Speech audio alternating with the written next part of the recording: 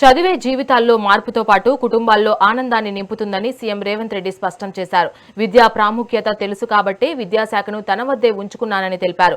గత 10 ఏళ్ల నిర్లక్ష్యం వల్ల ప్రభుత్వ బడుల్లో కనీస సదుపాయాలు లేక ప్రైవేటు పాఠశాలల్లో విద్యార్థుల సంఖ్య పెరిగిందని విమర్శించారు. విద్యార్థుల ఉద్యమ త్యాగాల వల్లే తెలంగాణకు చట్టబద్ధత వచ్చిందని గుర్తు చేశారు.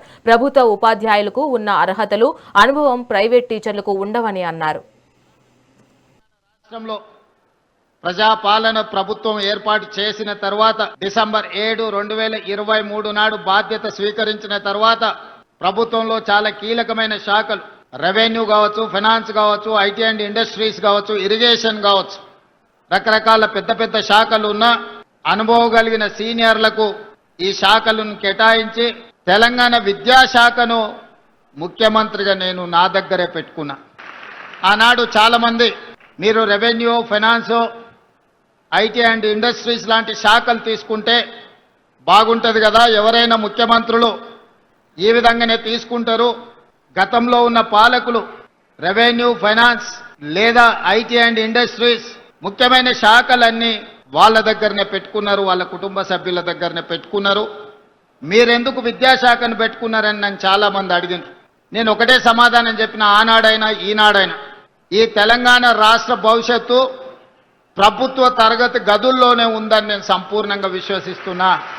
మరి ఎందుకు పేదలు ప్రైవేట్ పాఠశాలల బాట పడుతున్నారు? ఎందుకు పేదలు ప్రభుత్వ పాఠశాలల్లో చేరడం లేదు అంటే ప్రభుత్వం ఆ పాఠశాలల పట్ల నిర్లక్ష్యం వహించడం వల్ల, మౌలిక వసతులు లేకపోవడం వల్లనే. దానికి ఉదాహరణే కొత్తకోట బాలికల పాఠశాల. 2023 కంటే ముందు ఇక్కడున్న పరిస్థితులు 350 మంది స్టూడెంట్స్ చదువుకునే ఈ పాఠశాల హైవేలో ఉన్న కొత్తకోటలో, చైతన్యం ఉన్న కొత్తకోటలో కనీసం పిల్లలను చదివించడానికి తరగతులు గదులు లేకున్నా గొప్ప గొప్ప నాయకులుగా చెప్పుకునే వాళ్ళు, ఇంటి పేరు నీళ్లను పెట్టుకున్నోళ్ళు, కానీ చదువుల గురించి ఒక్కసారి కూడా ఆలోచన చేయలే. మధుసూదన్ రెడ్డి ఎమ్మెల్యే కాకముందే ఇక్కడికి వచ్చి చూసి, ఎమ్మెల్యే అయిన తర్వాత బాధ్యతాయుతంగా ప్రభుత్వం వైపు నుంచి, ప్రైవేట్ వ్యక్తుల నుంచి సహకారం తీసుకొని ఈరోజు ఒక అద్భుతమైన పాఠశాల భవనాన్ని నిర్మించి ఇక్కడుండే సిబ్బందికి, ఇక్కడుండే చదువుకునే పిల్లలకు అందించండి.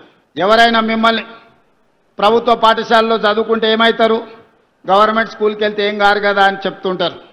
మీరు ఒక్క మాట చెప్పండి, ఆ విధంగా మాట్లాడే బంధువులకైనా, మిత్రులకైనా, ఎవరికైనా ప్రభుత్వ పాఠశాలలో చదువుకుంటే తెలంగాణ రాష్ట్రానికి ముఖ్యమంత్రి కావచ్చని నన్ను చూపించండి. నేను ఎక్కడి నుంచో ఊడిపడలే, నేను ఆకాశంలో నుంచి అద్భుతంగా కిందికి రాలే. ఇక్కడనే పక్కలో ఉన్న వనపర్తిలో ప్రభుత్వ పాఠశాలలో చదువుకొని తెలంగాణ రాష్ట్రానికి ముఖ్యమంత్రి అయినా ఇది నాకు గర్వకారణం. ఆనాడు డీజిల్ కారుకు మెకానిక్ అంబాసిడర్ కార్లు రిపేర్ చేసే అప్పుడు నేర్పించింది. మరి ఇవాళ పిల్లోడు అంబాసిడర్ కార్ రిపేర్ నేర్చుకుంటే అంబాసిడర్ కార్ ఎక్కడా లేదు, ఫామ్ హౌస్లో తప్ప. అక్కడికి ఆయన రానియడు, మనోడు రిపేర్ చేయడు. అది రిపేర్ చేసినా బాగుపడేటట్లేదు. అందుకే అంబాసిడర్ కార్లను రిపేర్ చేయడం కాదు, ఆడి, BMW, బెంజ్ కార్లు, ఈవీ కార్లను ఏ విధంగా రిపేర్ చేయాలనో, దానికి బ్యాటరీలను ఎట్లా తయారు చేయాలనో, ఈవీ వెహికల్ని మనం రోడ్డు మీదకి తేవాలంటే బ్యాటరీ అంతంత కీలకం. ఇంతకుముందే అమరాజా బ్యాటరీస్ కంపెనీని మన జిల్లాలో మనం ప్రారంభించుకున్నాం. తెలంగాణ